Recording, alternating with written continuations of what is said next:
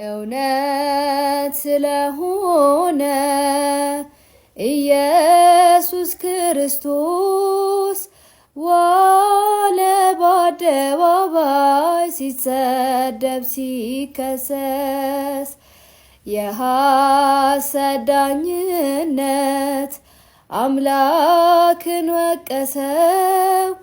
ሕይወት ሰጠን እንጂ ጥፋቱ ምንድነው? ከቃሉ እብለትን ባያገኙበትም ዝምታውን አይተው አላዘኑለትም።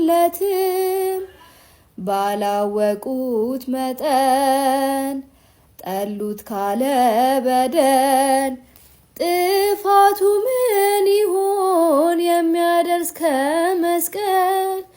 ጥፋቱ ምን ይሆን የሚያደርስ ከመስቀል?